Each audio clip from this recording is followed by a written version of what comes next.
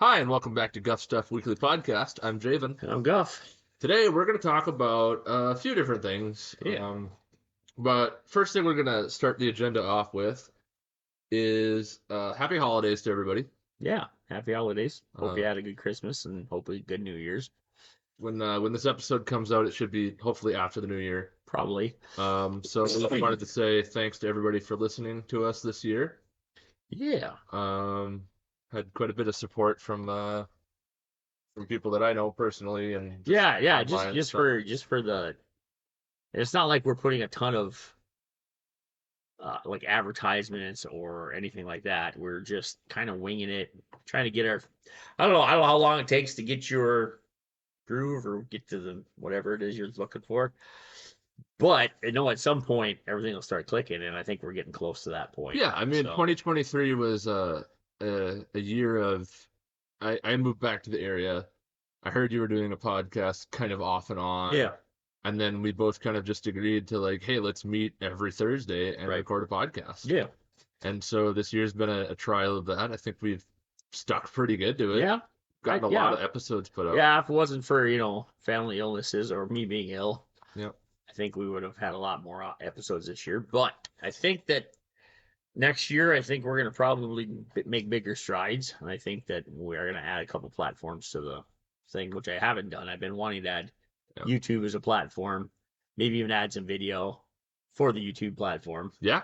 And then, but baby steps. Yep, that's all just stuff. The main thing to do our goal this year was to kind of just, like you said, get our foot in the door and get our groove, get our content going. Yeah, get content out. So, I liked when you guys did stuff with Connor.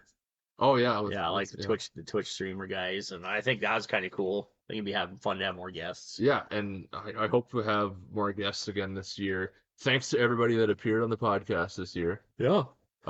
Absolutely. Yeah, it was great fun to have not just us two idiots on here. Right. So, anyways. Yeah, it's an interesting dynamic because I don't know if you haven't been paying attention. Obviously, I'm considerably older than Javen.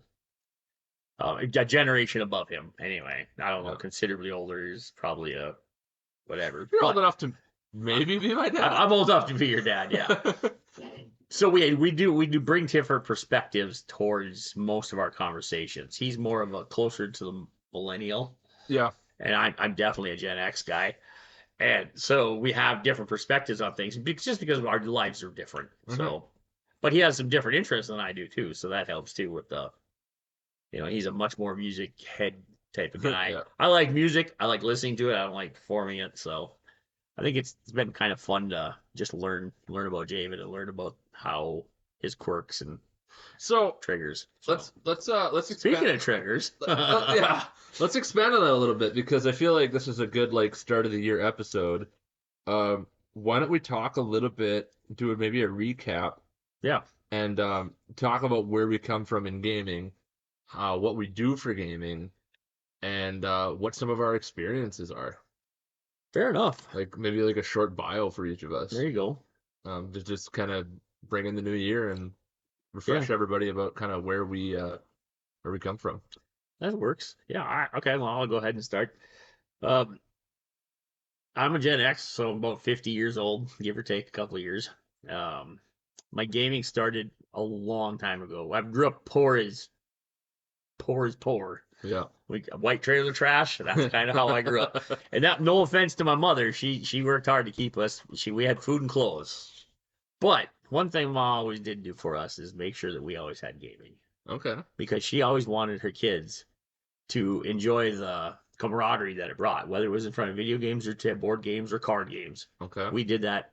It was almost a religion. Every weekend, go to one of the family members' houses and play games. Cool. So we've always done that. Even at home, we played tons of board games at home. And she worked at a place that they got a bonus every year, so she made sure that we had, I would like to say, the latest console every year. Starting back from the Atari 7800 Super System or 7200, one of the numbers. And I mean, we had a Pong version too, but I mean, she kept up on that the best she could. And so she just knew it was the technology was going that way and that you might as well get on it while we were there, right?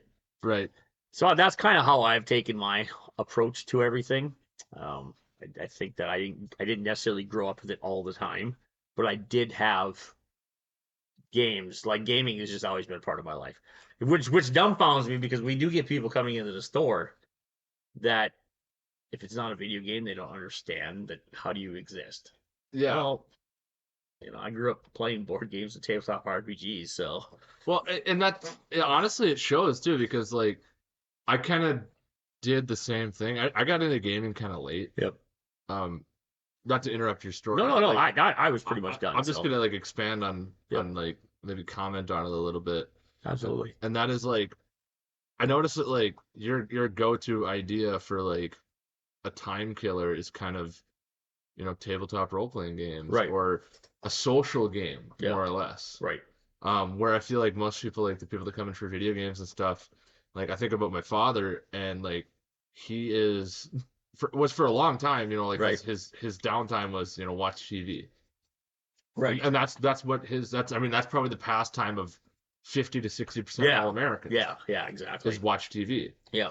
But That my parents are the same way. yeah, and like so gaming, like if I like, hey, you want to play a game of Yeah. cards or something, and it's like usually there's got to be a group of people to do it. Right. It's not usually just him and I. Right. Yeah. So it's one of those things that like it probably benefited you in the long run because now your go-to game isn't um watching TV. Your No. your entertainment isn't just watching TV. It's No. actually like painting miniatures or talking Right. and gaming with people. Yeah. Don't get me wrong. I like to watch TV. I almost feel it's like a luxury now. If I can go sit on the couch, hang out with the dog or the cat or whoever, maybe the kid is just sitting on the couch watching TV with me. For all three of us in our house right now to sit and watch TV together. When I was a kid, we would do that on the non-weekends. That was my mom's choice of thing was watch TV. Okay. But we still played plenty of board games during the day. But the TV was definitely her fallback. Right. Now, for all of us to watch TV would be just dumbing. It would Right. kind of I don't even know what I'd do if everybody just says, "Hey, let's watch a TV together." I mean, we do when we go to movies.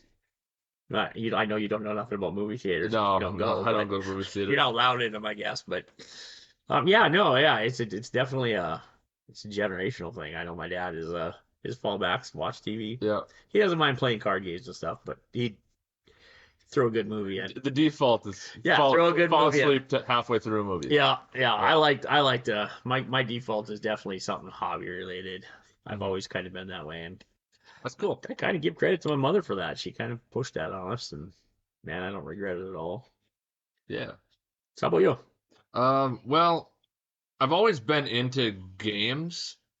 I think the first console I remember getting like us owning Yeah, was an N64, There you Super go. Mario not a 64, bad console. and that was like the best. And then my aunt went we went to the quote unquote big city Yeah, shopping yeah, one weekend close to my brother's birthday, and she was my brother's godmother, and so Right. for his birthday she bought him a Game Boy and Oh, Pokemon Gold so there you go.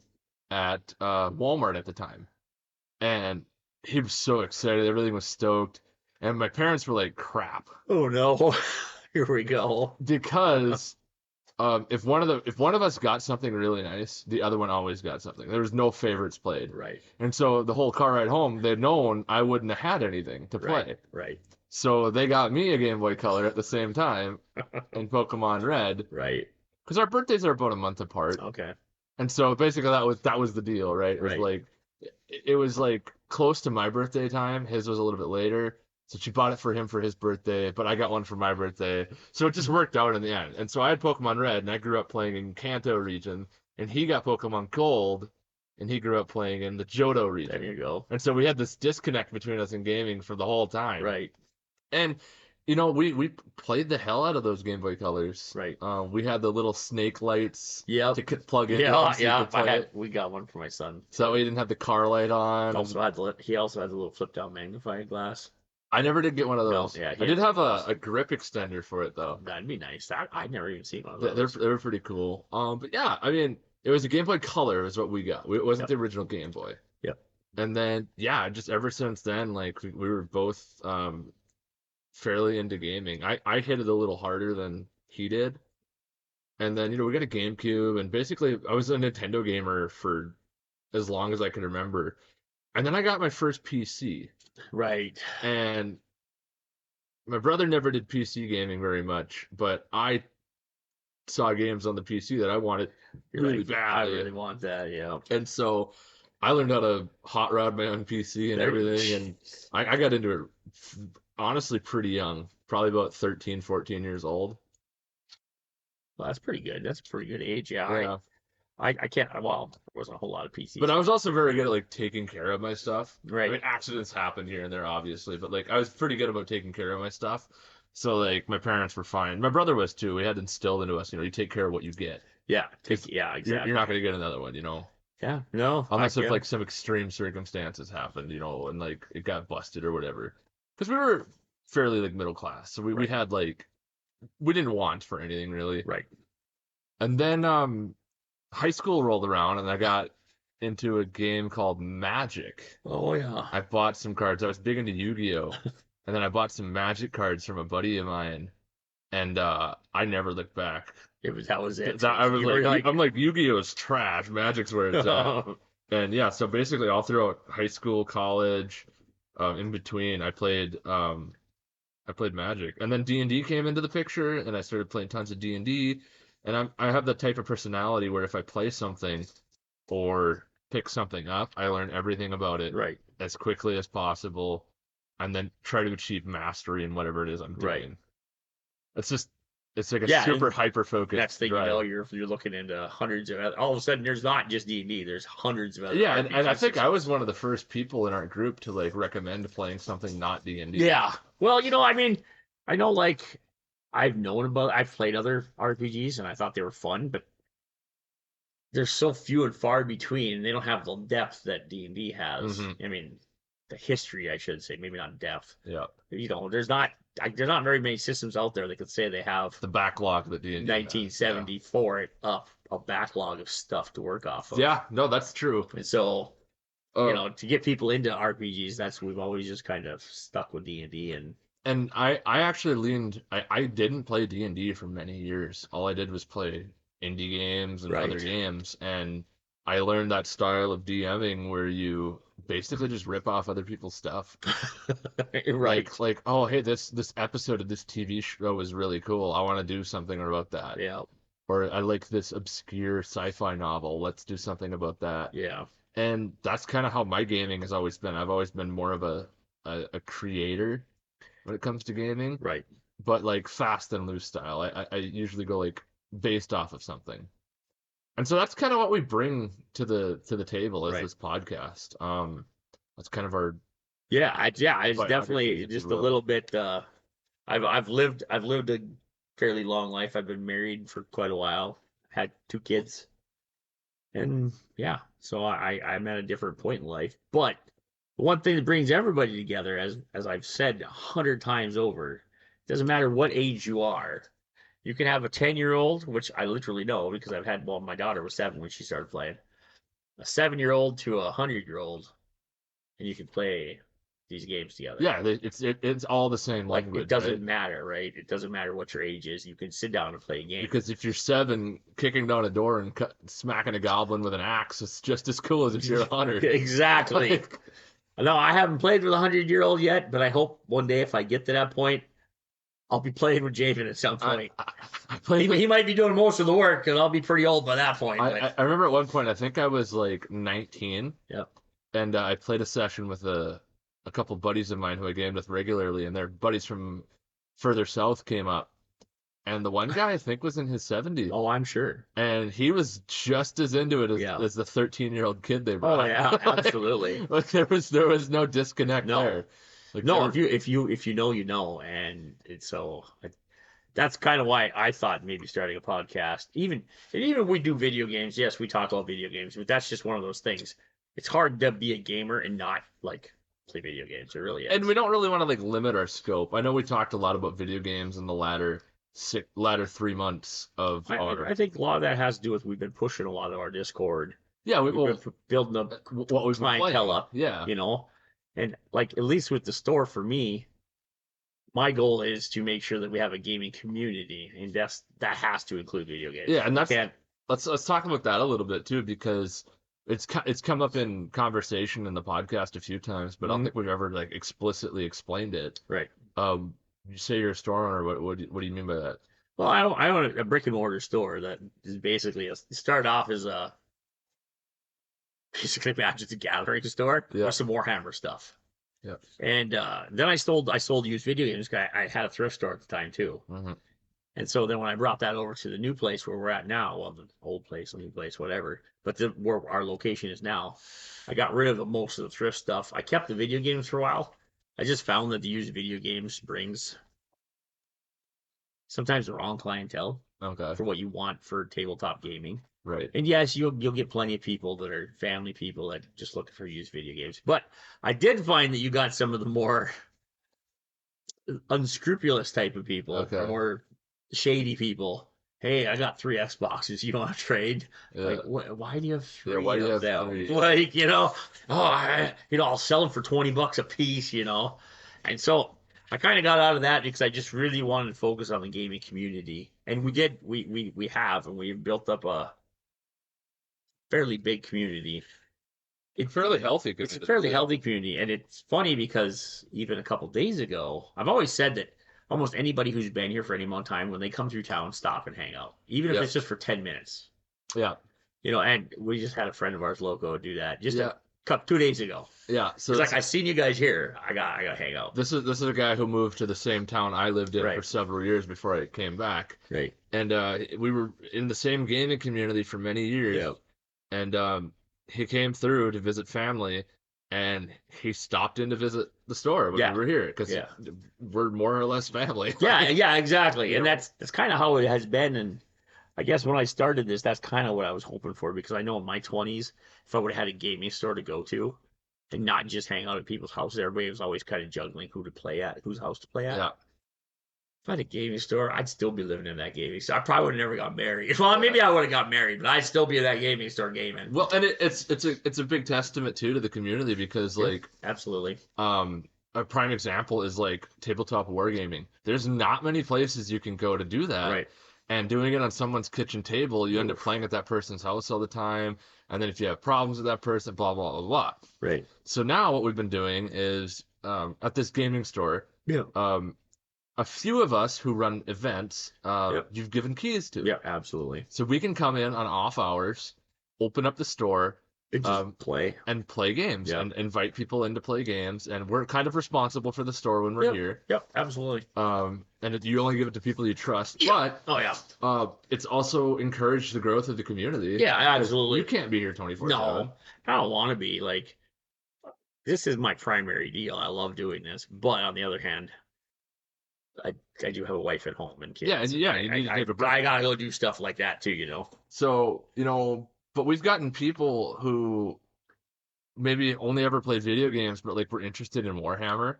Yeah. Come in, sit in on a few sessions, and now they're valued members of the community. Yeah. Or come in and, I don't really have anybody to hang out with. Yeah. Oh, we'll just sit here and hang out, get to know these people. All of a sudden, bam, they're tight. Next thing you know, they're in the group. Yeah. This is funny because, you just don't know who's coming through the door. Yeah. You really don't. Over the years, there's been a lot of people come through, and you can't really judge initially. No, you have to get the benefit of the doubt to everybody. Yeah. And honestly, most of the regulars do that. Yeah. I can't think of anybody that would be like, oh, no, you don't belong here. No, in fact, we just had new kids start playing board games with us. A younger guy. Gamer Joe. No, yeah, Gamer Joe. Yep. Yeah, I think he's 15. His dad had stopped in here with him and asked if we do open board game nights. I said, yeah, we do.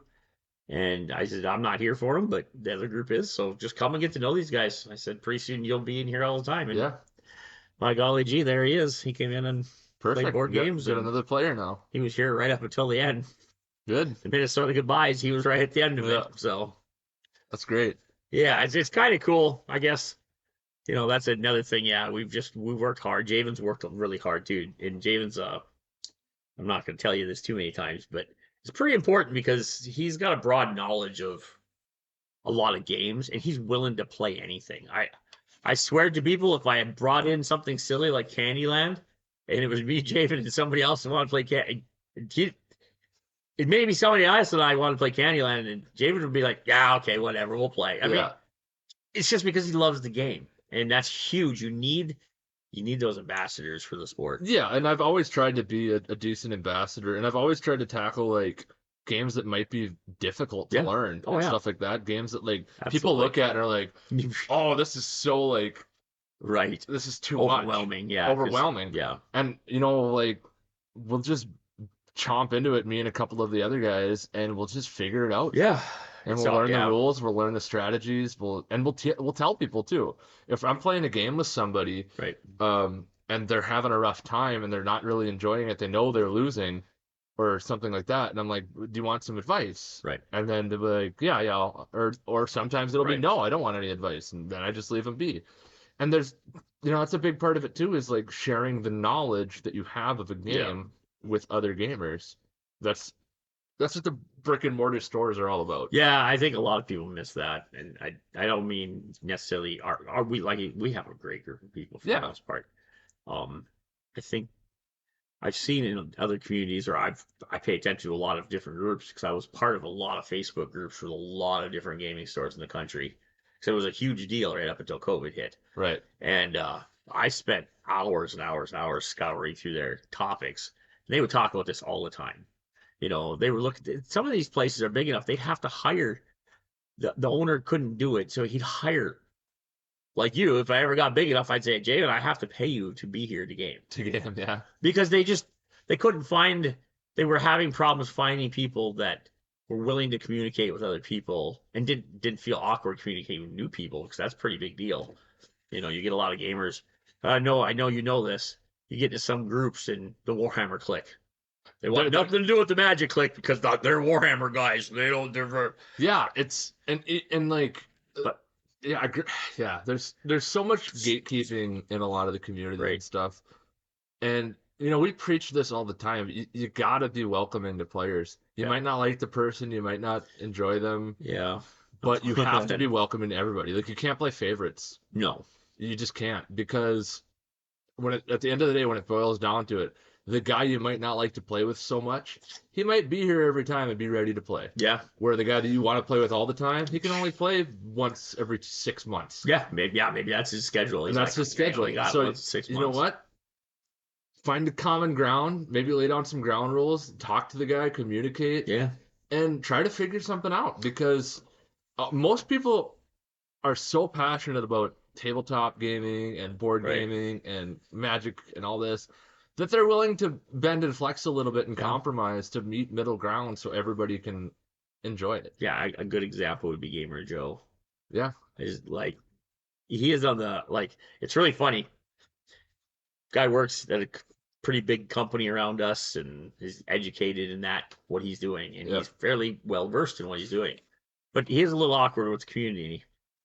But like, he come in one day and asked, "Hey, what do you guys do? Blah, blah, blah. Warhammer this." Talked a little bit about that because we knew he had a little bit of knowledge on that stuff. Yep. And he's like, "So what do I do to get in on a game?" I said, "Just hang out. Yep. Come in for a few sessions. These are the days we got gaming sessions. Most DMs are open as long as you're not being disruptive." Yep. And by golly gee, here he is. He's in the groups. But the funny thing is when you just do this for gaming, I would say Gamer Joe is about as far different in the political world than I am. Yeah. He's about as far away from me as possible, other than being a Nazi, maybe. Yeah. But you know what? We game and it doesn't matter. Because generally it doesn't matter. Aside. Yeah. We just don't. I mean, we do have our political discussions in the store on occasion. And sometimes some of us, provoke it. But you could set that aside and play a different person in a game that isn't tied to your core. Right, yeah, no, exactly. And that's the beauty of role-playing games and all these other tabletops. And as long as you get that out of your head that, well, okay, I don't like Gamer Joe because of his political beliefs. Well, so what? He's still a human.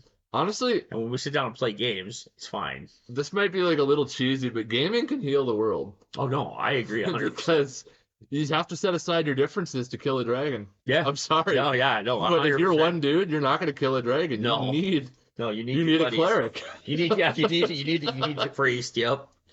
Yeah, no, yeah, and I agree 100%. It's interesting, and I guess that's really, yeah, that's what I'm doing it for. Yeah. Like if I had this in my 20s, I'd probably be a little different person, maybe, but I'm still a gamer, so I would just be a bigger gamer. Maybe Yeah. my store would be bigger. I don't know. But I yeah. know some of my friends that I played with back then would still be hanging out all the time because they wouldn't have to go through the hanging out with, people in their houses and having issues like that. Because that like you touched on it a little bit when you're gaming at someone else's house and there's a rift that happens. There's nowhere to go. Like Yeah, there's the no way to person, patch it. Yeah. if you're coming over to my house and you cause a problem with me, like we have an argument, you're in my house now. Now it's personal. Yeah.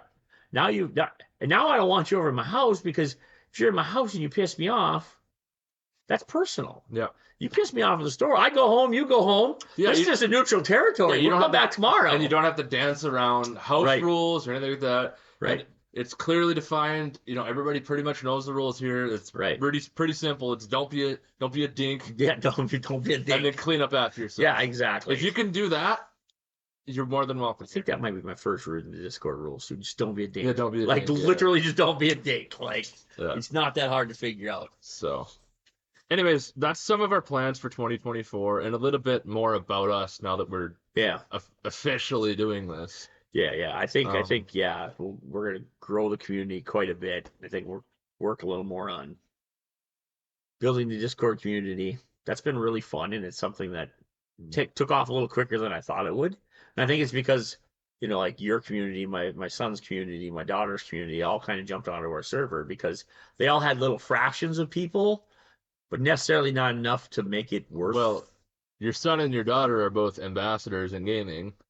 Isn't that weird? People gravitate to Like, the game with what them. the heck? And I have the same Yeah, and same it's, curse. yeah, curse, blessing, whatever it is. Yeah, So no. it's just a matter of you had 3 people who had a network of people that they gamed with, and they brought Right. people in who they thought would be a good fit for the And community. now, like some of those guys you brought in, some of the guys my son brought in and my daughter's brought in, we play games without them now. Yeah, without the ambassador. Like yeah. Jen Fears. Jen Fears. Yeah. He comes to play Mech Warrior with us. Yeah. You're not on. Yeah. Jen's like, he doesn't care. He wants to hang out Yeah, and he play just wants to games. play games. My exactly. son brought in a couple guys that are pretty cool that'll play with anybody. Yep. They just want to hang out and play games. And my daughter's brought in a bunch of people. Yep. And pretty much, yeah, I played games with those, and she's not around. She's doing something else. Yep. It's pretty cool. Yeah, it's kind of our goal, I think. the building a gaming community could be a long, arduous process, but it is extraordinarily rewarding. Yeah, it is. And as long as you can, I think we just need good ambassadors. I think we already have them.